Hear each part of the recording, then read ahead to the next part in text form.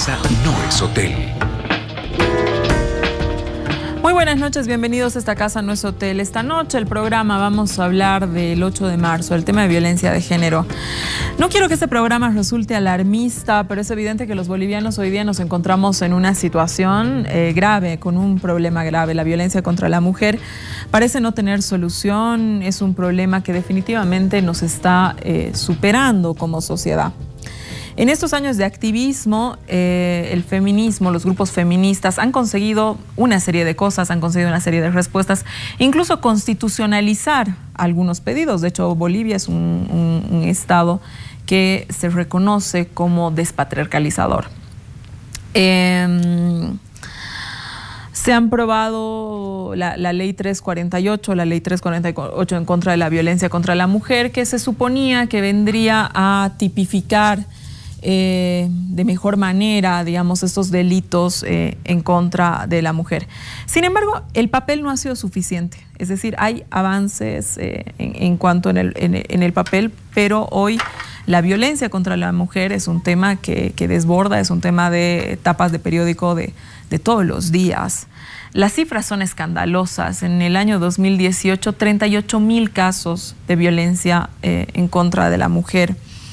En el 2018, 104 mujeres al día han sido agredidas. 104 mujeres al día. O sea, mientras nosotros estamos sentados aquí, hay una mujer que en este momento está siendo agredida. Estas 104, de las 104, 87 dentro de sus propios hogares. Cada 2 horas en este país una mujer es abusada sexualmente.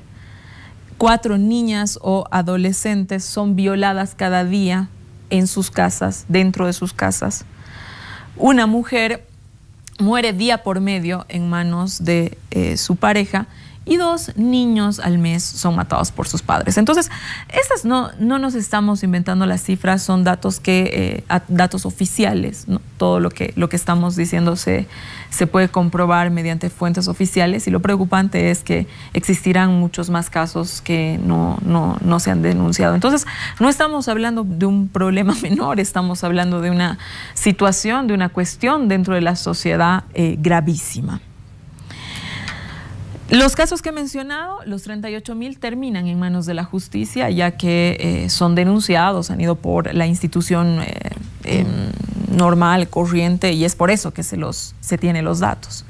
Sin embargo, solamente el 1% de estos casos tiene sentencia. El 1%. De 38.000 casos, solamente el 1% termina en una sentencia, lo cual es una cifra, por supuesto, ridícula. Hay este grupo, ¿no? Todo lo que hablamos de la violencia física que está exponiendo a la mitad de la sociedad. Pero también hay otro tipo de discriminación, que es la laboral. A propósito del 8 de marzo, el periódico Los Tiempos ha sacado algunos datos. Y solamente voy a hacer énfasis en un par, porque nos podríamos detener en esta introducción todo el programa. El 60% de las estudiantes en carreras de finanzas, en áreas financieras, son mujeres, el 60%.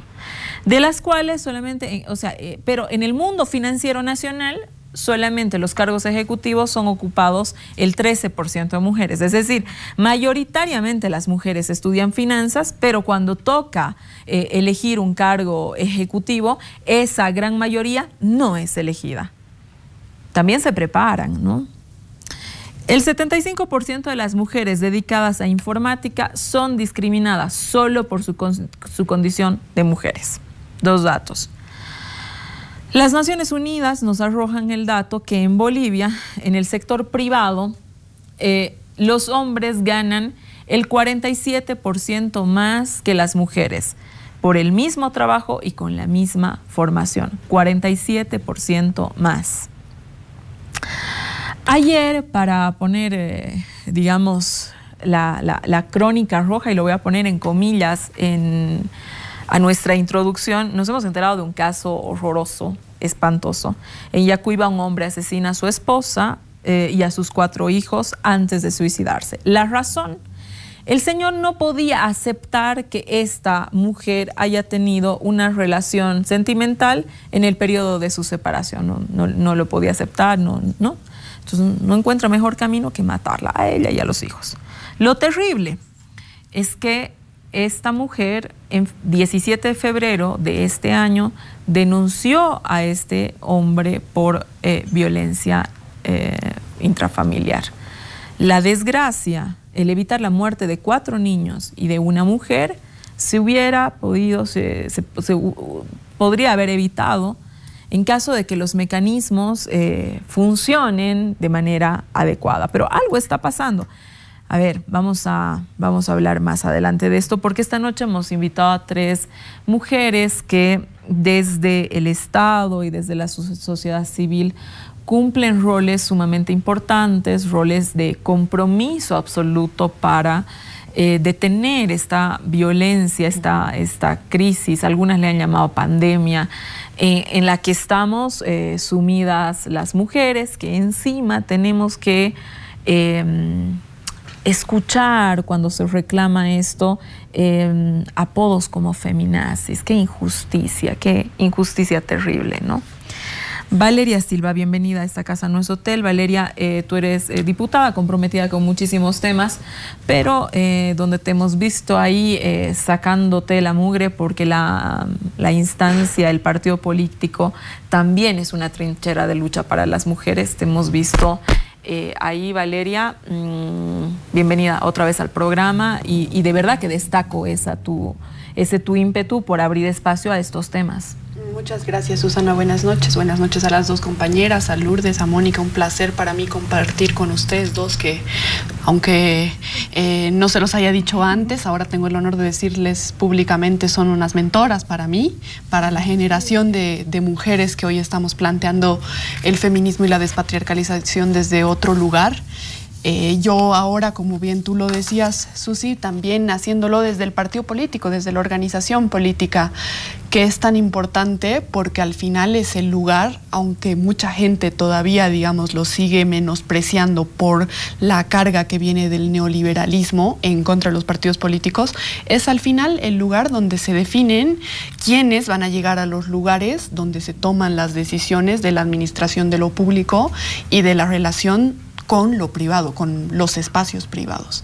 Por lo tanto, es un espacio sumamente importante, es un campo de lucha, sin lugar a dudas. Estamos disputando muchas cosas las mujeres al interior de las organizaciones políticas, por un lado, y por el otro, dentro de esa misma disputa, al interior de lo público, ¿no? Porque lo público, hoy mismo, al menos en lo nacional, el gobierno central, está conducido por un partido político, el Movimiento al Socialismo, comprometido con el progresismo, comprometido con la despatriarcalización, pero imbricado con una serie de tentáculos y muy enraizado en lo que es la cultura patriarcal, en lo que es el Estado capitalista. Al fin estamos, reitero, en el campo de lucha para modificar esto, para buscar mejores días, pero bueno, no es una tarea fácil, ¿no?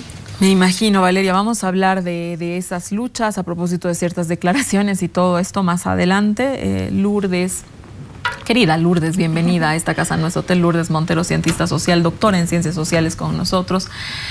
Bueno, conocida feminista. Bienvenida al programa. Muchas gracias, Susana. Todo lo que se puede hacer desde los medios de comunicación es fundamental para disputar.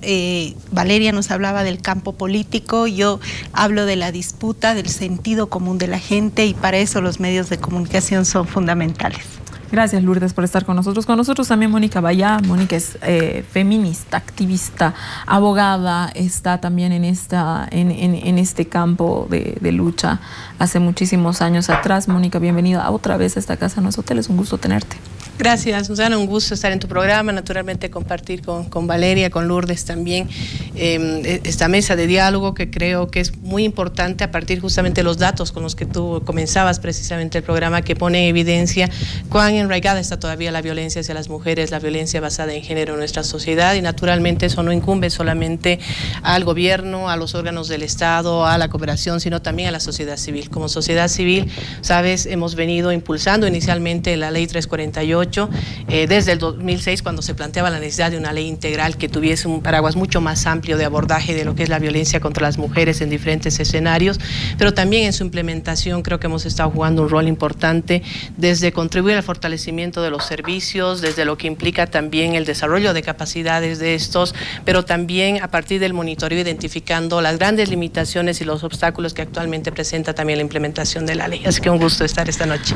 Bueno, gracias a las tres. Quédese con nosotros en esta Casa No es Hotel, que esta noche vamos a reflexionar sobre el tema de violencia contra la mujer, pero desde distintos lugares, Estado, cooperación, sociedad civil. Me interesan las diferentes miradas con la intención de ver que más allá de esta crónica roja, a ver, son datos reales, estas cuestiones están sucediendo, ¿no es cierto? Pero más allá de esto, hay detrás todo un proceso institucional que nos toca como mujeres, como sociedad civil, impulsarlo, llevando adelante con el fin de detener esto que es inaceptable. Quédese con nosotros.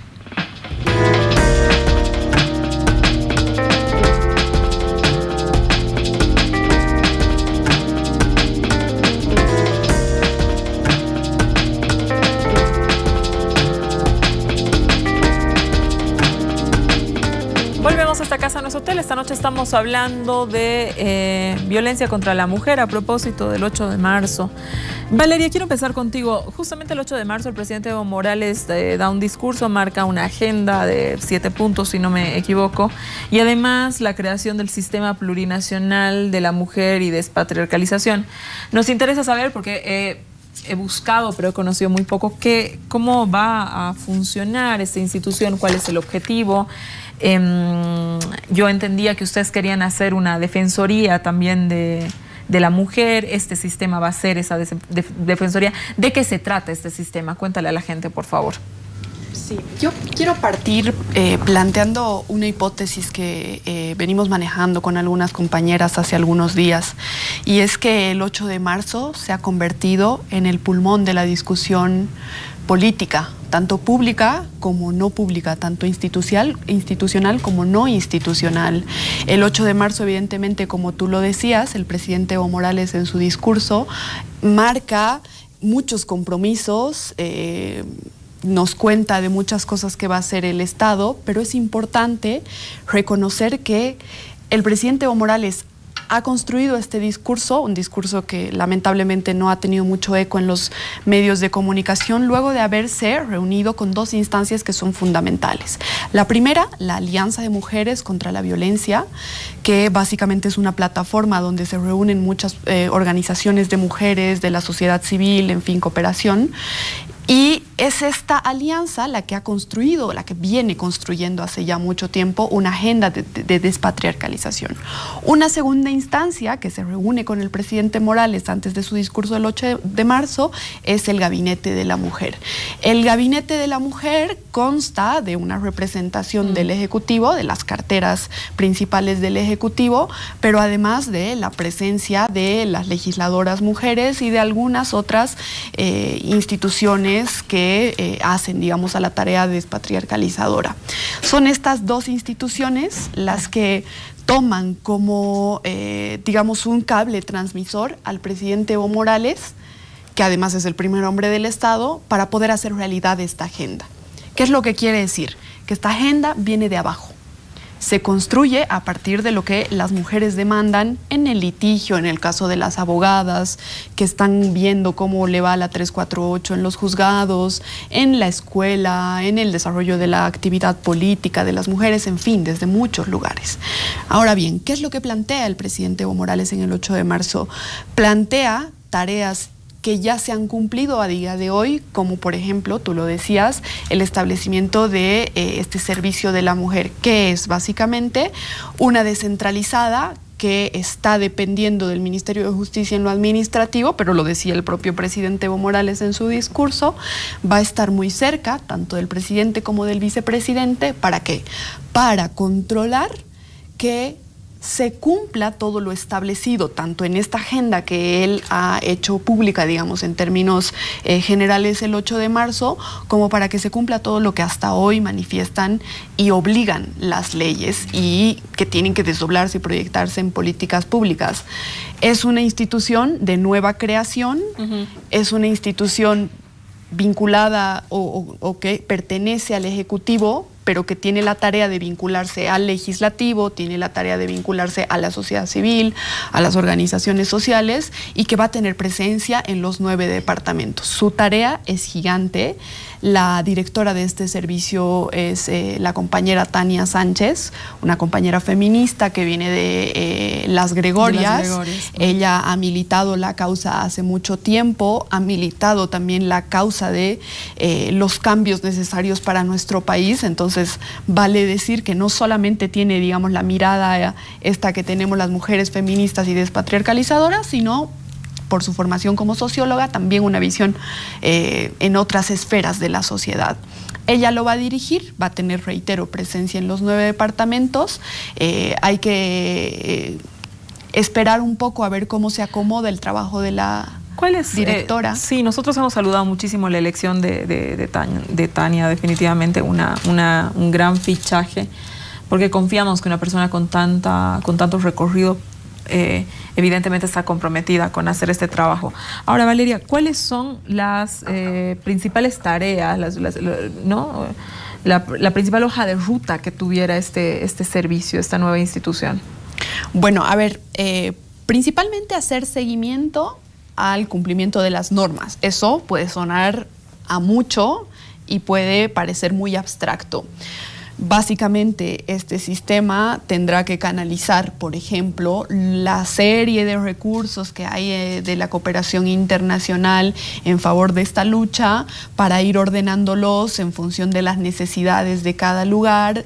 Tendrá que ir mirando que, por ejemplo, las instituciones vinculadas a la 348 cumplan con sus mandatos ahora mismo. Y luego del 8 de marzo, quiero vincularlo definitivamente con esto, lo decía anteriormente, ha entrado un nuevo aire, un nuevo oxígeno a la discusión política. Estábamos, quisiera poder ahondar más adelante en aquello, estábamos a punto de aprobar una ley de abreviación del sistema penal, que hoy mismo está detenida en su proceso porque ha recibido un mandato el 8 de marzo, un mandato de las movilizaciones de las calles y también del presidente Evo Morales, incluir medidas de fortalecimiento específico en favor de las mujeres. Tendrá entonces este servicio que vigilarlo. Si se quiere, de alguna manera, es una especie de pequeño ministerio de la mujer, ¿no?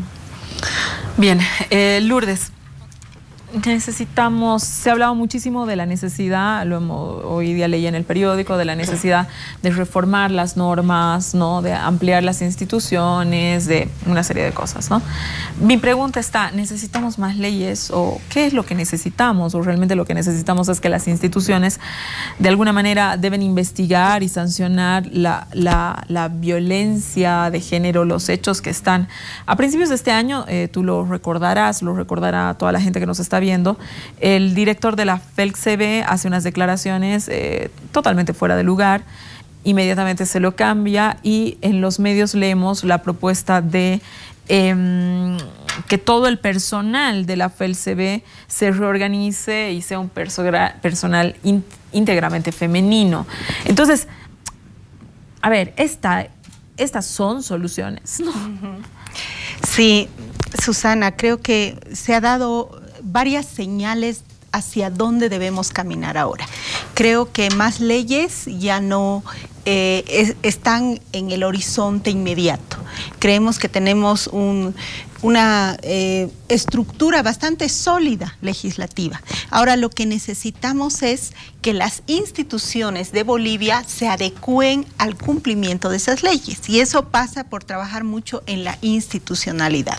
Vos mencionabas algunas cosas que son fundamentales, ¿no? Por ejemplo, la policía es una herramienta central, pero lo que me gustó mucho de las palabras del presidente este 8 de marzo fue que él puso mucho mucho más énfasis en la prevención, el profundo trabajo que tenemos que hacer para que ninguna mujer llegue a la policía, llegue al juzgado, llegue a someterse a esta ruta crítica que pareciera ser una segunda tortura para encontrar la justicia. Entonces ahí hay un trabajo fundamental de todas las instituciones que deberían estar haciendo algo en la prevención. Estoy hablando del Ministerio de Comunicación en concreto y el Ministerio de Educación. Creo que ahí son campos importantísimos que tal vez no han tomado esta tarea como una prioridad. Eso en primera instancia. En segunda instancia, creo que también esta cantidad de leyes ha generado también una reacción de la sociedad que no era la que queríamos. Es una reacción negativa. Ahorita hay como sí, hay una sensación de que ya lo tienen todo, ya tienen miles de leyes, ¿qué más quieren las mujeres? Esa es la sensación y esa es la resistencia que estamos viviendo.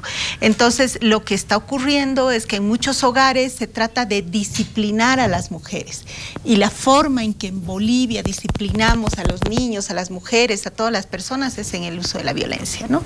No entendemos que hay como un desfase entre las aspiraciones y los sueños de mujeres que quieren salir a la calle, que quieren trabajar, que quieren estudiar, que quieren tener un destino distinto, y muchos hombres pues que tienen unas expectativas de un rol del pasado de las mujeres.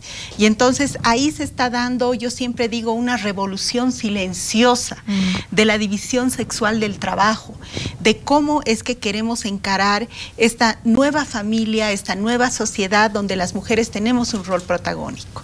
Sí, donde también existe el tema que alguna vez lo hemos hablado contigo, Lourdes, de la libertad sexual. Y eso no quiere decir ningún libertinaje, no nada. Una libertad sexual también quiere decir me divorcio cuando creo que puedo divorciarme. Eso también es libertad sexual. Y hoy día, para poner fresco el ejemplo del caso de ayer, el hombre que asesinó a la esposa y a los hijos se resistía a creer que esa mujer podía en su separación tener una relación, ¿no es cierto?, con otra persona. Entonces ahí está en juego la libertad sexual también. La libertad, yo te diría, de cumplir tus sueños, de llevar adelante un destino que tú decides y que tú eliges, ¿no? Entonces tenemos la construcción de la institucionalidad, la adecuación de esos servidores públicos tan importantes que comprendan adecuadamente de qué se tratan las leyes, porque a veces no sentimos que ellos comparten el espíritu de la Constitución y de las leyes, y luego el profundo trabajo de prevención que debemos hacerlo desde los colegios, desde los medios de comunicación y desde la sociedad en su conjunto. Esa para mí es como una agenda mucho más compleja que disputar y sacar leyes por más buena voluntad política que tengamos en este momento. Mónica, desde tu perspectiva, ¿cómo tendría que enfocar el sistema plurinacional de la mujer? O sea, ¿qué enfoque se le debería dar a esta nueva institución? Esto para que apoye este cumplimiento, ¿no?, de todas las normas, qué sé yo, pero además le dé soluciones estructurales al tema de la mujer. Evidentemente que desde una sola institución no se va a resolver tremenda tarea, tremendo trabajo, ¿no? Valeria nos contaba que hay un gabinete de mujeres de varias instituciones, de las carteras del Estado, ¿no es cierto? Lourdes habla, evidentemente la sociedad civil cumple un rol, pero también hay otros ministerios que parece que no estarían en la tarea, pero que son centrales para la tarea, ¿no? Pero desde tu perspectiva, ¿cuál es el enfoque que tiene que tener el Servicio Plurinacional? Mira, Susana, primero comenzar diciéndote que también celebramos que Tania Sánchez haya sido seleccionada para este cargo, porque como se ha mencionado, ella viene de una larga trayectoria también de la lucha por los derechos de las mujeres y particularmente por una vida libre sin violencia. Y creemos que en ese marco tiene ella un gran desafío, como lo ha mencionado Valeria. Creo que el mandato que está señalado en el decreto de creación del servicio es bastante genérico cuando nos habla de monitoreo de las políticas, de los programas que existen en relación a los derechos de las mujeres, pero también le da un mandato de promoción de los derechos de las mujeres y de la no discriminación. Eso es realmente un universo enorme, porque justamente la mayor expresión del patriarcado en nuestro país y en todo el mundo es la discriminación y la violencia. Entonces tiene un desafío muy grande, el que esperamos que realmente, por un lado, sea una instancia de coordinación, que creo que es algo que no se ha logrado en estos años de implementación, por lo menos de la Ley 348, ¿no? Ser un poco un ordenador. Valeria hacía referencia al tema de la cooperación internacional, pero no solamente, ¿no? Creo que el tema de coordinación a nivel del propio Estado, de los niveles del Estado, en términos de gobierno central, gobiernos departamentales, municipales, incluidas las organizaciones sociales y la sociedad civil, la propia cooperación, creo que es un tema central. Ha habido esfuerzos de no duplicar iniciativas, de articular recursos técnicos y financieros, pero creo que en varios temas es necesario que desde el Estado haya un mecanismo realmente de coordinación, además permanente, en este marco de monitoreo, pero también, por supuesto, de promoción. Lo otro es apertura, ¿no? Creo que eso es central, no pensar que con solamente ciertos sectores de la población, y lo digo en el caso de la sociedad civil también, se deba trabajar, sino con todos quienes tenemos realmente voluntad y compromiso de erradicar la violencia hacia las mujeres de manera específica. La otra es no solamente mirar la violencia hacia las mujeres, porque el mandato es muchísimo más amplio, ¿no? Y ahí el presidente ha hecho referencia a problemas como el embarazo adolescente, las brechas salariales, o realmente temas de inversión, presupuestos sensibles al género. Realmente hay varios temas que va a tenerse que abordar desde el trabajo que se realice desde el servicio, ¿no? Y creo que otro aspecto también es pensar que no se comienza de cero. O sea, cuando vemos el problema de la violencia, definitivamente, y lo digo también de manera personal, nos enfocamos en los obstáculos, las limitaciones que existen, porque todo lo que falta en términos de institucionalidad, de implementación de la ley, definitivamente es bastante, ¿no? Y creo que en términos de respuesta también al problema, todavía es sumamente insuficiente lo que se ha hecho hasta el momento. Pero creo que es importante también tomar en cuenta que sí hay avances. Hay varias cosas que se han hecho desde la institucionalidad en la policía, en la fiscalía, en el órgano judicial, más allá de los problemas que me imagino los vamos a tocar también, identificar por qué está fallando realmente el acceso a la justicia a las mujeres, pero creo que es clave también partir de que no estamos en cero, de que hay avances, de que hay propuestas también que están sobre la mesa, y bueno, no hay mucho que inventar sobre lo que hay que hacer, ¿no? Varias de las cosas están previstas en la ley, algunas no se cumplen, o buena parte no se cumplen, algunas están en políticas. Entonces creo que aunar en torno a esas agendas, esas propuestas, esas políticas, esos planes que un poco han quedado en el papel, es lo que tendrá que hacer también el servicio. Y lo otro, en ese marco de coordinación, también creo que es importante que tendrá que rayarse la cancha realmente en estas competencias, funciones que tiene el servicio en relación al CIPACE, por ejemplo, creado por la Ley 348, esta Dirección de Prevención y Erradicación de la Violencia que queda todavía en el Ministerio de Justicia, el propio Viceministerio de Igualdad de Oportunidades. Creo que primero internamente tiene que haber un rayado de cancha bastante claro también para ver por dónde va a avanzar también este servicio, ¿no? Valeria, el periódico El Deber el 8 de marzo publica una encuesta bien interesante de Captura Consulting. Dice que el 74% de los encuestados aspira a que se acabe la violencia de género. El 68% espera que la mujer sea reconocida como profesional. El 65% espera que los roles en el trabajo dentro del hogar se transformen, ¿no? Se igualen. Creo que dentro de la sociedad también, ¿no? Hay, más allá de estas respuestas de las que hablaba Lourdes, ¿no? En cuanto, bueno, las mujeres lo tienen todo, pero también hay una conciencia de que esto debe parar, ¿no? Es decir, cuando uno presenta los datos de lo que está pasando en torno a las mujeres, aquellos incluso que te atacan, ¿no es cierto? Dicen, bueno, eso no lo vamos a discutir, eso no sé qué. Creo que más allá de la visión que se tenga, sobre la sociedad está claro que hay cosas que deben cambiar. Por ejemplo, te estoy hablando de 3 metas muy claras que masivamente tienen apoyo popular. ¿Cómo se logra esto, no? Igual yo honestamente desconfío de este tipo de sondeos de opinión o de encuestas, no porque estén mal hechas ni por una observación técnica, sino porque está claro que hoy, y lo decía Lourdes de alguna manera, el sentido común, al menos para las nuevas generaciones, ha establecido que está mal defender la violencia contra las mujeres. Aunque crean que no está mal la violencia, no pueden decirlo, ¿no? Entonces eso devela una cosa bien profunda que puede significar una gran oportunidad en términos generacionales. Creo yo que lo que hemos visto el 8 de marzo, no solo en Bolivia, en todo el mundo, las manifestaciones contundentes en España, en Argentina, en Chile, en fin, en muchos lugares de este mundo, nos han demostrado que algo se está moviendo por debajo de las ideas establecidas, ¿no? Y este movimiento ha hecho, o se ha construido, desde mi punto de vista, sobre todo en la generación de las chicas que están en colegio y en universidad ahora mismo.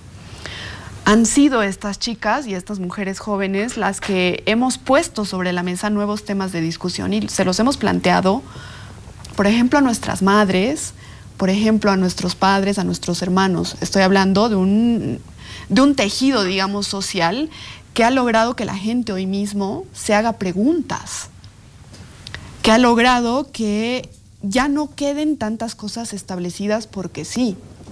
Entonces, como la arremetida de las mujeres en la calle, en las discusiones públicas y en todo lado es tan fuerte, evidentemente lo decían las dos compañeras, lo decías tú también, la arremetida del conservadurismo es igual de fuerte, es igual de fuerte. Es decir, no esperemos nosotras que porque hayamos visto calles el 8 de marzo llenas de mujeres, claro, redes sociales llenas de contenidos multimedia. Es más bien lo que explicaba Lourdes, es más bien que justamente mientras más multitudinarias las marchas, probablemente más fuertes sean las reacciones, ¿no? Un dato también, nosotros el año 2017, en el marco de la Alianza Libre Sin Violencia, realizamos una encuesta también sobre percepciones y valores que están por detrás de la violencia, ¿no?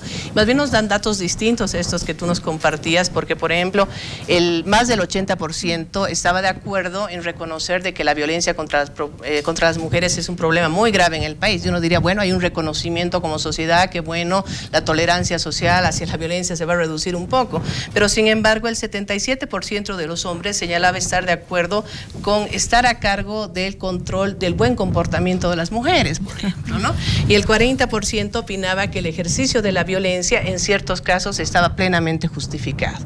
Entonces eso nos está mostrando que realmente las percepciones que se tienen y los valores que están por detrás de estas conductas todavía nos muestran una sociedad tremendamente patriarcal, ¿no es cierto? O sea, donde el ejercicio de la violencia y este caso de feminicidio que tú nos contabas es la expresión clara, ¿no es cierto?, de considerar que la vida, el cuerpo de las mujeres está bajo el control y la decisión del hombre, y que el hombre en la mayoría de los casos tiene el derecho a arrebatarte tu vida, a afectar tu integridad física, psicológica y sexual. Lourdes, la imposibilidad, ¿dónde reside esa imposibilidad por la que la sociedad no puede salir? Porque está bien, es decir, el 80% dice que está mal la violencia, ¿no? Más allá de que es interesante el apunte que hace Valeria, de que el 74% dice no, que de que hay que igualar, ¿no? Es decir, es altísimo el porcentaje. Por ahí evidentemente no vas a decir otra cosa porque no es políticamente correcto decirlo, digamos, ¿no? Pero creo que sobre todos, ¿no?, está puesto en la mesa que no está bien, ¿no? ¿Qué nos imposibilita, Lourdes, ese saber que no está bien con la acción? Yo te diría que fundamentalmente a lo que Mónica se refería es a que los hombres todavía consideran el uso de la violencia como un método pedagógico. Y hemos estado discutiendo mucho por qué ahora los asesinatos de las mujeres también son espectaculares, o sea, no son con una puñalada, son con 27 puñaladas. Tiene una lógica pedagógica, es decir, te quiero mostrar que yo tengo derecho a disciplinarte, yo tengo derecho sobre tu cuerpo, porque yo sé lo que es bueno para ti, para tu moral, para tu toma de decisiones. Yo quiero que seas una buena mujer, entonces por eso yo tengo derecho a ejercer violencia sobre ti. Ese es un campo, digamos, sociológico que es tremendamente difícil de deconstruir. Por suerte, Valeria refería a que hay una deconstrucción generacional de ese disciplinamiento pedagógico usando la violencia para ello. Pero yo te diría que también la sociedad en su conjunto es cómplice del uso de esa pedagogía de la violencia a través de la impunidad. O sea, la persona que ejerce violencia de manera pedagógica siente que puede salirse con la suya. Y ese es un problema compartido por todos, no solamente por el policía que mira hacia otro lado o que cuando la mujer denuncia la revictimiza porque no le cree. Es como decirle, ¿será verdad? ¿Es cierto? No ¿Cómo es es eso? Tanto. ¿O qué le habrá hecho usted para que ese pobre hombre reaccione así? No es tanto, ¿no? Esa idea de que no es tan grave minimizar el asunto, ¿no? Y de medir la dimensión del problema si te dan 4 días, 6 días, 8 días de impedimento. O sea, prácticamente tienes que llegar casi muerta para que ya nadie dude del sistema de control, porque estamos hablando del sistema institucional de control de esa pedagogía que los hombres sienten que tienen derecho sobre todas las mujeres. No es sobre su hija, sobre su esposa, incluso sobre su madre, ¿no? Entonces, ese sistema de impunidad, te decía, de que las instituciones que deberían velar por la integridad física de las mujeres no la ejercen, pero también tenemos toda esta complicidad social de la madre, de la familia, que le dice aguantá nomás, ¿no? Así es, el amor viene siempre con dolor. Hemos aprendido, o el matrimonio es así. Es difícil, el matrimonio es así. O sea, siempre esos lugares comunes, ¿no? Donde se justifica la violencia. Hemos investigado un poco en torno a la construcción del amor romántico, y le llamamos amor romántico porque es una forma específica de expresión en el que si no hay dolor no es amor verdadero. Entonces, qué perverso es lo que les estamos transmitiendo a los jóvenes, hombres y mujeres, en términos de su vida amorosa, ¿no? ¿Cómo deben ellos expresar? Y entonces a veces sienten que es una obligación social sentir celos. Si no sientes celos es que no la amas o no lo amas. Entonces todo eso es una construcción de impunidad colectiva. ¿Cómo la revelamos, la discutimos, la ponemos sobre la mesa y comenzamos a hablar sobre ella, ¿no? Porque a mí me apena mucho que comenzamos a hablar cuando la mujer ya está muerta, cuando el crimen se ha llevado a cabo, cuando hubiéramos querido que alguien detenga eso. Y no comenzamos a hablar con los jóvenes, con los niños, en torno a cuál es su aprendizaje del amor. A mí me dolió tanto una anécdota de una joven que nos comentó: la única forma que yo sabía que mi padre quería a mi madre era cuando la pegaba, porque quería decir que le importaba.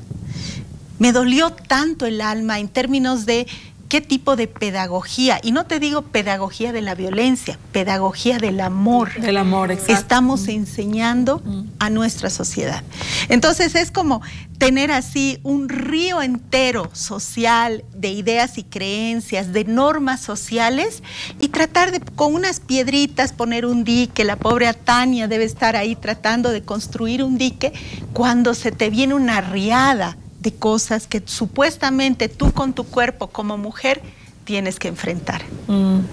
Mónica, nos concentramos mucho en los datos, es verdad, ¿no? Lo que Lourdes dice, salimos, nos indignamos muchísimo, ha pasado esto, ha muerto ¿no? Es decir, creo que ahí las reacciones cuando suceden estas muertes no se dejan esperar, aunque en unos casos sean mayores que otras, qué sé yo, ¿no? Pero indigna, pues, ¿no? Que maten a una mujer solo por serlo, porque han tenido celos o por cosas que indigna, ¿no? Pero lo que preocupa a un punto es si una ley, si un decreto, ¿no? Porque se habla mucho de la modificación nos lo contaba Valeria, de la 348, de la necesidad de la modificación. Sonia Montaño escribía hoy en el periódico, le hacían una consulta hoy para el periódico, ¿no? Ella dice, este tema de la conciliación, guarda, ¿no? Porque hay muchas mujeres que han salido, han denunciado y luego, no, nada, perdonaban, conciliado. Valeria, tú lo hacías notar el otro día en tu Twitter, ¿no? Cuesta tanto ir para que luego, más o menos de una mirada, cuando han llegado a la casa te hagan desistir, ¿no? Entonces ahí ella plantea la modificación de la ley. Entonces mi pregunta está, en las modificaciones de la ley logramos cambios, ayuda, ¿no? En la modificación de la ley logramos que, por ejemplo, esta brecha salarial de 47% en el sector privado verdaderamente se reduzca. Bueno, las leyes en sí no son un resultado, ¿no? O sea, nadie creo ha pensado que con la ley 348 de un día para el otro la violencia hacia las mujeres iba a terminar, ¿no? Como toda ley, hablamos de un instrumento que debe permitir efectivamente cambios en la institucionalidad, cambios también culturales, porque adopta medidas, ¿no? Y eso es lo que hace la ley 348. Tiene un conjunto bastante amplio de medidas y acciones que se tienen que asumir desde el Ministerio de Comunicación, desde el Ministerio de Educación, de Trabajo, de Justicia, las propias zetas y demás, ¿no? Buena parte de eso todavía es muy incipiente, ¿no? Pero el tema es que efectivamente la ley genera cambios, no por sí misma, sino la implementación de la misma. Ahora, ¿es el único problema que tenemos? Por supuesto que no. De hecho, yo me atrevería a decir que sí, efectivamente, la ley 348 requiere cambios. Sí, de hecho, lo venimos hablando hace varios años las organizaciones de mujeres. De hecho, desde el momento mismo que se promulgó la ley, hubo una posición también crítica respecto a haber introducido la conciliación, efectivamente. Por otro lado, al que no se haya mantenido esta propuesta de un procedimiento especial, porque el hecho de que las mujeres deban acudir a un sistema de justicia con la crisis que tiene el sistema de justicia y lo que implica particularmente la justicia penal, sabíamos que iba a generar un problema, y es por eso que hicimos un conjunto de planteamientos el momento que se trabajaba el Código del Sistema Penal, donde se introdujeron varias medidas, como 36 artículos que tenían que ver justamente con la violencia hacia las mujeres y su tratamiento en el sistema de justicia. Pero bueno, eso no logró concretarse finalmente, y también hemos apostado a que a partir de la ley de abreviación procesal penal también puedan hacerse cambios en términos normativos y procedimentales. ¿Qué es todo? Por supuesto que no, pero sí tener un procedimiento especial para los casos de violencia, el hacer algunas modificaciones a los tipos penales, el regular de mejor manera la legítima defensa, el hecho de que haya una regulación adecuada para mayor efectividad de las medidas de protección para las víctimas, el clarificar algo más de las funciones y competencias que tiene cada una de las instancias, por supuesto que contribuye a una mejor aplicación de la norma, porque cuando hay vacío en la norma, lo que hemos visto con la ley 348 es que la interpretación no va en favor de la mujer como víctima, va en contra. Por lo menos en la generalidad de los casos, eso es lo que hemos visto, ambigüedades, vacíos y dudas van en contra de la víctima. Te decía que por supuesto que no es todo, o sea, sí creemos que tienen que hacerse estos ajustes normativos, pero hay varios otros problemas, comenzando por la dificultad que existe de acceso a los servicios, ¿no? La ley apuntaba a un servicio de atención integral a las víctimas, psicológico, social, legal, policial, judicial, fiscal, ¿no es cierto? Y con especialidad en cada una de estas instituciones, y por supuesto que ha habido mejoras. Hoy tenemos casi 80% de municipios con servicios legales integrales municipales, de menos de un 50% cuando comenzó la ley. La Fuerza Especial de Lucha contra la Violencia ha atribuido funciones que la Brigada de Protección a la Familia no la tenía, ¿no es cierto? Ha duplicado prácticamente el personal que tiene actualmente, aunque su cobertura no llega ni al 25% de los municipios, y esa es una de las primeras barreras. Los asientos fiscales y judiciales de igual manera, o sea, no llegan ni al 50% de los municipios del país. Entonces, accesibilidad es una de las primeras barreras, fuera de la complejidad de los procesos. Lo otro es que estos equipos que atienden en los servicios, como ha señalado Lourdes, no están todos, por supuesto, comprometidos con la ley, especializados, se han hecho esfuerzos de formación, de capacitación al personal, pero ahí te encuentras con dos problemas. Por ejemplo, en la policía, los cambios permanentes de personal, y personal que además es empleado para otros servicios denominados extraordinarios y que dejan sus funciones. Y por otro lado, servicios legales integrales municipales, donde en la mayoría de los casos normalmente solamente tienes abogado o abogada y no tienes el resto del equipo multidisciplinario que debe acompañar a una víctima. Una víctima en un delito muy distinto a otros delitos, por donde efectivamente se requiere ese acompañamiento. Por otro lado, también encontramos que fuera de la falta de acceso a los servicios, de esta especialización, hay grandes limitaciones materiales también. Si bien hay mejoras en términos de infraestructura, de vehículos y algún equipamiento, la precariedad sigue siendo la característica de estos servicios. En consecuencia, cuando una víctima requiere ser acompañada a un servicio de salud, que requiere ser acompañada a una casa de acogida, resulta que no hay vehículos, resulta que no hay gasolina. Entonces, bueno, son cuestiones materiales, a veces incluso de requerimientos básicos en la mayoría de estos servicios, ¿no? Me tengo que ir a un corte, voy a volver, Valeria, contigo para preguntarte sobre algunos hechos. O sea, quiero que nos concentremos en hechos, ¿no? Para orientar un poco mejor a la gente que nos está viendo y cómo se podría mover la institucionalidad a título de estos hechos. En la semana hiciste una declaración con Adriana Salvatierra acerca de la liberación de este menor implicado en la violación del caso La Manada en Santa Cruz. Quiero preguntarte varias cosas alrededor de eso. Quédese con nosotros en Esta Casa No Es Hotel.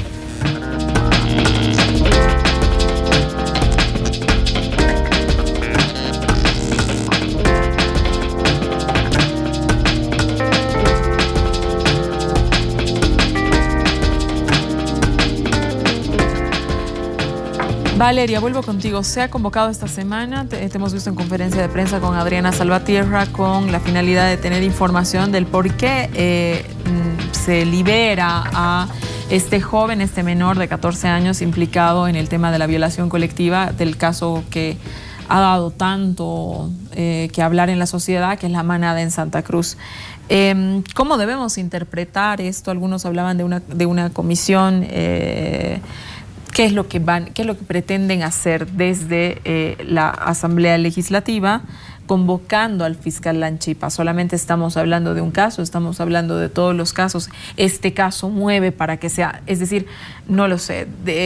Hoy día tenía, a propósito de tu visita, me escribía Jessica Chavarría, que como todos ustedes la conocen, es una activista en Santa Cruz, pero no se limita a ser una activista, es una defensora absolutamente comprometida y está muy comprometida con este tema.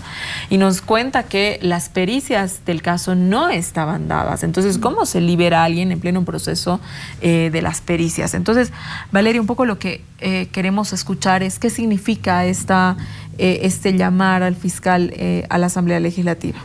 Bueno, como tú lo decías, el caso de La Manada en Santa Cruz es un caso paradigmático para evaluar lo que está pasando no solamente en la aplicación de la justicia, sino en nuestra sociedad. ¿Qué sucede? ¿Por qué pasa que una adolescente que sale con 5 amigos termina en terapia intensiva a punto de morir violada? ¿Qué está pasando en la sociedad para que lleguemos a este punto? Y como si fuera poco, luego de este calvario que vive la víctima, su madre, su familia, en fin, existe el calvario 2.0, que es el de la justicia, ¿no? Bien, tú lo decías, con la compañera Adriana Salvatierra, presidenta del Senado, hemos iniciado la fiscalización específica hacia este caso, porque resulta que uno de los denunciados, ya nos dirá la justicia, esperemos que de la manera más pronta y oportuna, si es culpable o no, ha sido liberado. Entendemos por los medios de comunicación que esta liberación se ha dado precisamente por algunas, vamos a decirlo en términos muy generales para no levantar ningún tipo de susceptibilidad con nadie, por algunas fallas procesales que en algún momento estas pueden, digamos, invalidar ciertas acciones en la justicia.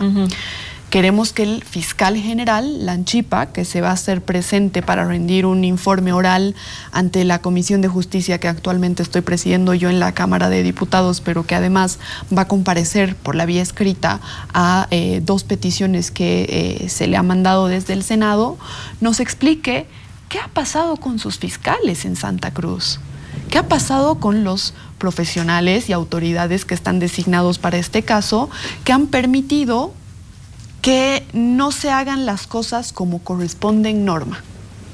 Voy a volver a decir lo que decía al principio. Calvario, tener una hija y ser una mujer adolescente, una chica, en terapia intensiva a punto de morir después de haber sido violada, al salir con sus 5 amigos, además. Y Calvario 2.0, una justicia que no te responde. Una justicia que libera a los denunciados. Y una justicia que sostenidamente pone sobre la mesa una duda sobre ti, porque como tú bien sabes, Valeria, que yo sé que les he estado dando seguimiento al caso, ¿no? Se han atrevido a pedir que se recojan nuevas pruebas un mes después de sucedido el hecho. ¿Qué pruebas quedan ahí?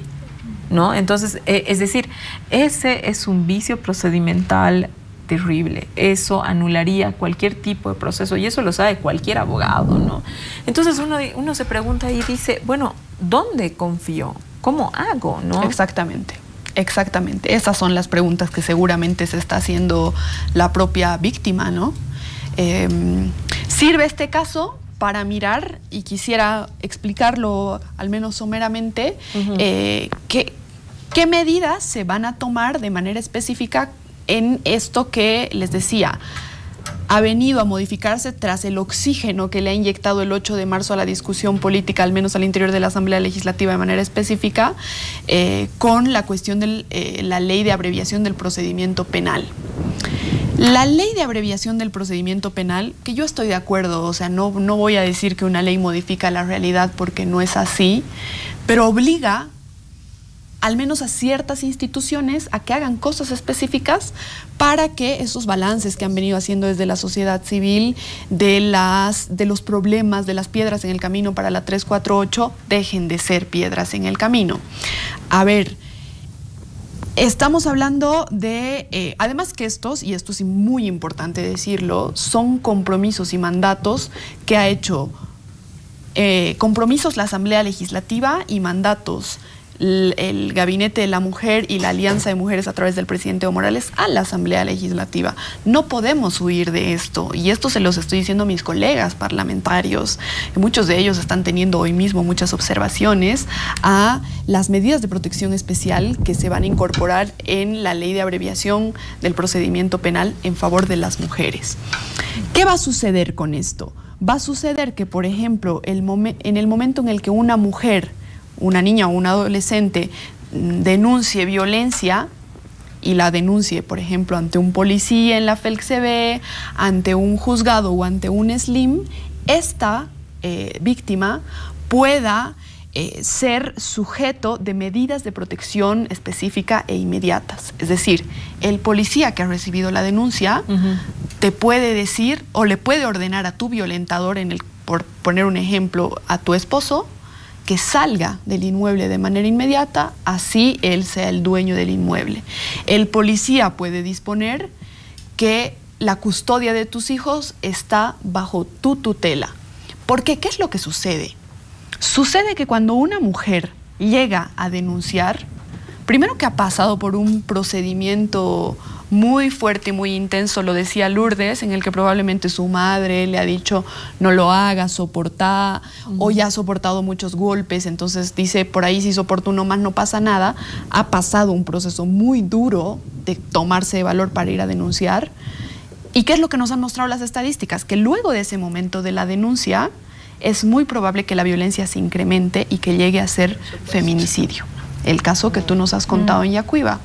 Muchas veces parece que la denuncia activa la máxima rabia y esta conducta de la que hacía referencia Lourdes, de el hombre con la obligación de disciplinar a la mujer. Y ese disciplinamiento puede llegar hasta matarla.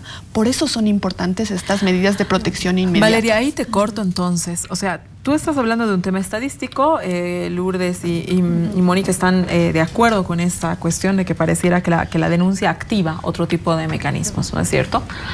Entonces, ahí, ¿qué pasa con la conciliación? Eso sí que es tremendo, ¿no? Porque si la estadística ya nos está avisando que la violencia va a ir en crecimiento, ¿no es cierto? La conciliación es un hecho de post la denuncia, ¿no es cierto? Entonces, ahí, ¿cómo se tiene? Te doy ahorita la palabra. Terminamos con Valeria y te doy ahorita la palabra. ¿Cómo se tiene visibilizado cerrar esto? Bueno, a ver, en primer orden es necesario reconocer que la 348 establece que las investigaciones por violencia se tienen que hacer de oficio. Es algo que no está sucediendo en el 100% de los casos. Desde mi punto de vista, evidentemente es un problema la conciliación. Han habido muchos casos de autoridades, de gente pública que ha llegado a esta figura provocando, digamos, la rabia de los sectores que están luchando precisamente para que se erradique la violencia. El caso del magistrado Ceballos la anterior semana es uno de los ejemplos. Es un problema, tiene que resolverse. Estamos de acuerdo con que esta ley de abreviación del sistema penal que por mandato, reitero, de las organizaciones y del presidente va a resolver algunas cosas, no va a resolver el 100% de la problemática, pero por ejemplo también, no estoy hablando específicamente del tema de la conciliación, a través de esta ley vamos a lograr hacer algo que vienen trabajando desde la cooperación y desde la sociedad civil las compañeras, los protocolos. Es decir, ¿qué pasa cuando una víctima llega a la policía a denunciar? Ya lo decían ustedes. A ver, pero ¿qué ropa tenías puesta? O has tomado trago, no claro, has tomado trago, o a qué hora has llegado, ¿no? Claro. Ese tipo de cosas que están fuera del tratamiento que debe tener una víctima. Para esto la respuesta, y seguro muchas de las mujeres que nos están mirando lo van a entender muy fácilmente, la respuesta es establecer reglas. Que un policía cuando te atienda, un policía cuando te atienda, no te pregunte lo que quiera él preguntarte. Lo que le dé curiosidad. Sino que establezca un guión establecido, o sea, un guión, digamos, definido, ¿no?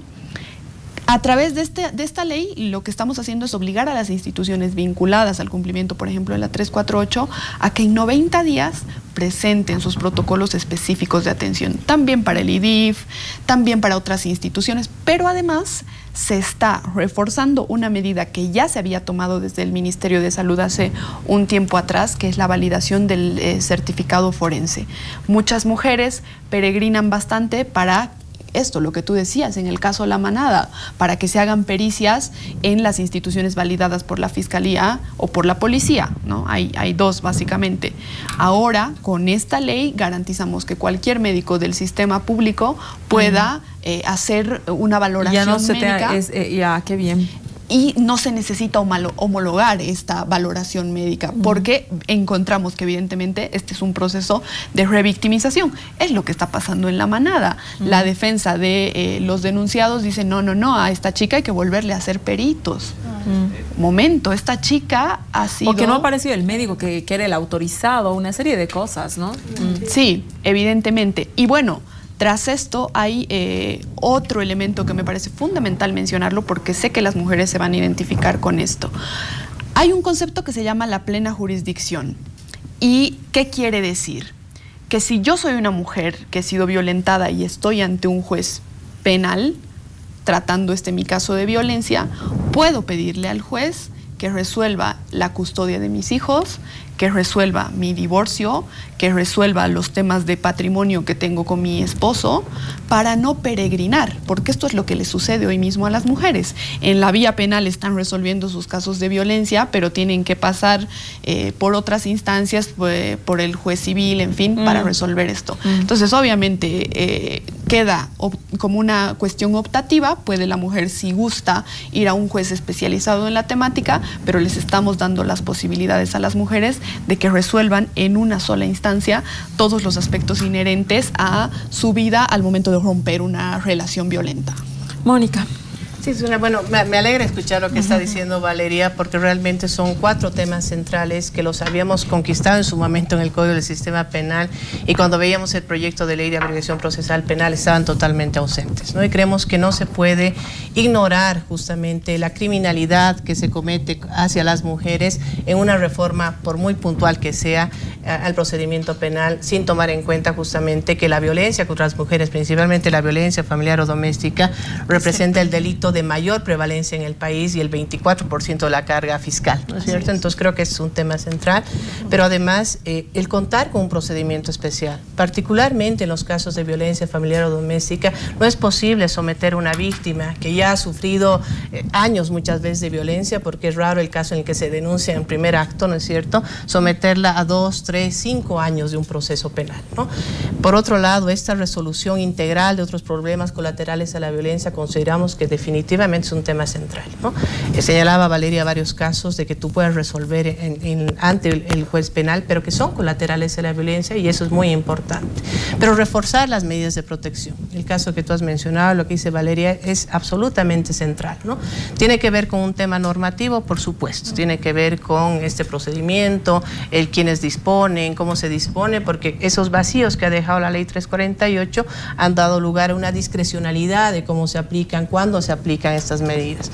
De hecho, lo que nosotros hemos constatado en que menos del 50% de los casos la Fiscalía dispone medidas de protección, que en menos del 20% los jueces lo homologan, que en menos del 12% se le hacen seguimiento por parte de la policía, claro, y en menos del 2% es el los jueces le hacen algún y luego control. El martirio de la justicia, ¿no?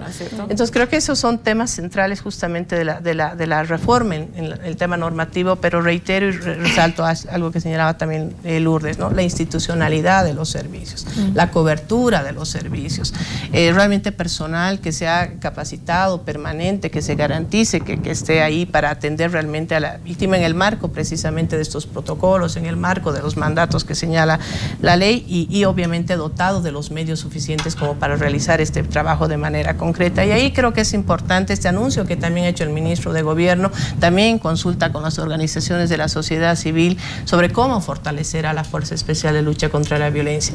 Garantizar, como dice la ley 348, al menos 3 años de permanencia de los investigadores e investigadoras, porque vemos que se los capacita y al día siguiente están en bomberos, están en tránsito, están en otras unidades, y bueno, que en realidad pasa también por una reforma en la policía. Deberíamos tener una policía especializada realmente por áreas, ¿no es cierto? Pero bueno, por lo menos garantizarnos ese tiempo de permanencia del personal. Por otro lado, promover estos modelos de atención integral. Hay un ejemplo muy importante en Cochabamba, por ejemplo, en la EPI Norte, donde tú tienes en una misma infraestructura a la FELCB, al fiscal, al SLIM, a la Defensoría y al juez de instrucción. Entonces eso le permite a una víctima acudir a este centro y recibir la atención de todos los servicios que son parte de esa cadena de atención, y no como sucede en el Alto, que tienes a la FELCB en un lugar y tienes como a 2 horas al IDIF, tienes a otra hora a la Fiscalía, ¿no es cierto? Entonces creo que ese es un tema central, modelos de atención integral. Lourdes, a ver, en este contexto dramático, en este tema de los datos, bueno, hay ya digamos un avance, creo que lo han señalado en el tema de las instituciones. Hay un proyecto de ley que realmente le vamos a dar seguimiento. Valeria, tú dices que en los medios de comunicación no se ha escuchado. Creo que es necesario para todos esos horrorosos temas que suceden, vincularlos y explicar cómo la ley en esos temas en específico podrían solucionarte las cosas. Creo que es de más fácil y de mayor comprensión para quienes están siendo víctimas y no conocen específicamente qué significa SLIM, qué significa no sé qué. O sea, es decir, creo que tenemos que hacer también la tarea pedagógica de explicarle a la gente dónde acudir y para qué en los casos concretos de la vida cotidiana. En ese marco ha sido muy curiosa la propuesta que hace el señor candidato a la presidencia de UCS, Víctor Hugo Cárdenas, en torno a armar a las mujeres, ¿no? Seguramente este tipo de radicalismo, tomando en cuenta que estamos en una campaña política y que vamos a empezar una intensa campaña política, van a ir creciendo, es decir, han ido creciendo las respuestas, pero también el radicalismo está en agenda pública. Esta cuestión que hace unos años atrás probablemente hubiera sido inaceptable, hoy día vemos que se dice, ¿no? Armar a las mujeres. ¿Qué opinas sobre este tema, Lourdes? Tú que eres una militante en contra de la pedagogía de la violencia, ¿cómo has escuchado eso? Las declaraciones lastimosamente demuestran un profundo desconocimiento del problema, ¿no? Yo le respondía en tono de broma al señor Víctor Hugo Cárdenas que no es por falta de un arma que las mujeres no hemos matado a nuestros maridos antes. O sea, ¿no? Podemos hacerlo, digamos, con veneno, de una manera menos espectacular que un arma, llevando un poco a la ridiculización de una propuesta que yo entiendo que ha sido inspirada por una política de espectacularización del problema de Bolsonaro. Bolsonaro salió y llevó a la discusión el tema de armar a la sociedad para que se defienda del crimen. En Bolivia eso no tiene ningún sentido, los niveles de criminalidad. Luego el señor Cárdenas trató de explicar que era para la calle. No, las mujeres están muriendo dentro de su hogar, ¿no? Tú misma al inicio decías más del 80% de las mujeres son dañadas dentro de su casa. Y yo no creo que de ninguna manera podamos pensar que es una solución responder con un arma a hechos que están además imbricados con un tema psicológico y de construcción social muy complejo. No es que el marido que vaya a golpear a la esposa va a sacar un arma y lo va a matar. O sea, es realmente una caricatura que yo creo que le hace mucho más daño a la discusión y le hace mucho más daño a la comprensión social del problema. ¿Qué opinas cuando Soledad Chapetón dice, sí, evidentemente es una medida extrema, pero lo deberíamos discutir? Yo creo que nuevamente estamos frente a personas que quieren protagonismo político o protagonismo público, pero que tienen un profundo desconocimiento de la complejidad del problema, ¿no? Quiero irme con una pregunta chiquitita para ti, Lourdes, antes de irnos al corte. Hay un tema de, recién ha sido el 8 de marzo y han habido una serie de movilizaciones, las apuntaba Valeria, que tienen una agenda, bueno, eso está ahí. Pero también, digamos, en esas movilizaciones hemos visto que no se permitía mujeres que militen o que desfilen, qué sé yo, haciendo bandera su militancia política. Digamos, su militancia institucional, digamos, ¿no? Yo trabajo en tal institución y no podía venir con mi... ¿No es esa una forma también de segregar a las mujeres, de debilitar un movimiento tan necesario hoy día? Porque, claro, yo no creo que Valeria sea menos feminista por ser masista. De verdad que no lo creo, ¿no es cierto? Entonces, ¿no se está debilitando mucho el movimiento a nombre del purismo de una bandera feminista, como si la mujer solo puede ser feminista? Si es feminista, entonces ya no puede involucrarse en un partido político. Si es feminista, no puede, ¿no? Entonces, cuidado, no se cae a veces en unos radicalismos que justamente son de los que nos queremos librar. Sí, efectivamente, dentro del movimiento y en la organización se ha discutido muchísimo, ¿no? Habíamos algunas que consideramos que todos deberían sumarse, todas deberían sumarse y que debería ser más bien un espacio de... Y hubo un año en que lo logramos, hace algunos años, pero también entiendo la posición de algunas compañeras que decían, frente a quién vamos a protestar si ellas están marchando a nuestro lado. Necesitamos tener a alguien con quien confrontar nuestras ideas de manera que luego les pidamos cuentas a las personas que tienen poder para producir cambios, ¿no? Hay ahí una discusión, es muy interesante. Yo te diría que yo celebré dos cosas. Primero, ver mujeres en las calles siempre es una energía renovadora. Tú decías, llama la atención del campo político, pero también me gustó mucho que el discurso del presidente fue casi una rendición de cuentas anual, similar a la que hace al Estado con todas las políticas públicas, ¿no? Yo estaba ahí tomando nota en términos de cómo era como una rendición de cuentas a las mujeres. Sí. ¿No? Y para mí me parece que esa debería ser algo que deberíamos construir como una institucionalidad. Sea el 8 de marzo, sea el 25 de noviembre, el presidente debe salir y rendir cuentas a un sector que tal vez está sufriendo uno de los fenómenos violentos más importantes de nuestra sociedad. No, definitivamente los datos acompañan lo que tú dices. 38.000 mujeres son agredidas. Al día, 87, 89 mujeres en sus casas. Violadas al día, 9, cada 2 horas se violan mujeres. Es decir, este programa va a terminar. Yo digo, ojalá no sea solo por el ambiente electoral, porque quieren los votos de las mujeres. Necesitamos construir eso de parte del presidente como una rutina anual, que nos rinda cuentas. Aunque quieran el voto, ¿sabes? Mientras lo hagan. Y de las otras instancias. Quédese con también, nosotros, ¿no? En esta casa. Y de todas las nos instancias. Vamos a un corte y volvemos ya simplemente con las conclusiones del programa.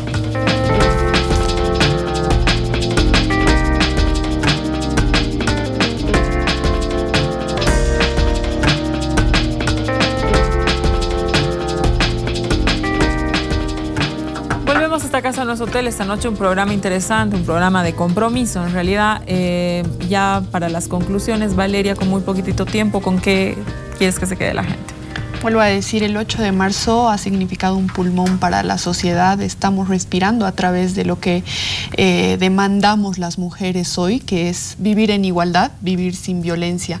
Cuando una persona empieza a percibir una desigualdad, en este caso la que se da entre hombres y mujeres, su raciocinio se activa para ver las otras desigualdades en las otras dimensiones. Por eso es importante apoyar a las compañeras, por eso es importante entender la situación en la que estamos viviendo las mujeres hoy. Gracias, Valeria, por haber estado esta noche con nosotros en esta Casa Nos Hotel. Vamos a estar atentos a tu comisión, que es fundamentalmente la que se tiene que encargar de abreviar el proceso, de esta cuestión que va a ser tan saludable para el país. Mónica. De igual manera, ¿no? Esperar que todos estos anuncios que ha hecho el presidente, también los planteamientos que ha hecho Valeria desde las reformas procesales, desde lo que viene en términos de fortalecimiento también de institucionalidad, se cumplan, ¿no? Como sociedad civil, por supuesto, varias organizaciones en todo el país vamos a estar vigilantes del cumplimiento de esas medidas, que realmente sean efectivas, que haya rendición de cuentas, no solamente del presidente, del órgano ejecutivo, sino también a nivel de los gobiernos subnacionales, ¿no? Y bueno, y por supuesto también para contribuir. Si algo hemos estado haciendo la sociedad civil en estos años de implementación de la Ley 348 es también contribuir a que esta norma se cumpla, y naturalmente también denunciar aquello en lo que no hay avances y hayan problemas, ¿no? Lourdes. Creo que este programa ha sido un excelente ejemplo de la diversidad de tareas que nos faltan, ¿no? Y cómo todos los actores de la sociedad civil están involucrados. No es dejarle la carga solo al gobierno, no es dejarle la carga solo al Estado. Creo que renovamos nuestro compromiso para que al servicio de la mujer le vaya bien, ponemos toda nuestra energía para que esa nueva institucionalidad tenga algún resultado, pero también convoco a todas las personas que han visto el programa, los televidentes, que se pregunten qué pueden hacer cada uno de ellos, cada uno de nosotros en términos de parar este crimen que está ocurriendo contra las mujeres. Te agradezco, Lourdes, nos encanta tu mensaje, cerramos con eso. Gracias, Valeria, gracias, Mónica, le agradezco a todos ustedes por haber estado siguiéndonos. Sandra Aliaga, te mando un beso grande siempre, vamos a tenerte pronto en el programa. Todo el programa me ha estado mandando sus comentarios en torno a lo que ustedes decían, y yo sí creo, Sandra, que las mujeres pueden militar y ser feministas, militar en un partido político y ser feministas, eso no se pelea. Te mando un gran saludo y muchas gracias a ustedes tres por haber estado esta noche en esta Casa No Es Hotel. Vamos a seguir nosotros hablando del tema de género, de luchar contra la violencia contra la mujer, que esta Casa No Es Hotel está comprometido en eso, y les agradezco haber venido. Muy buenas noches.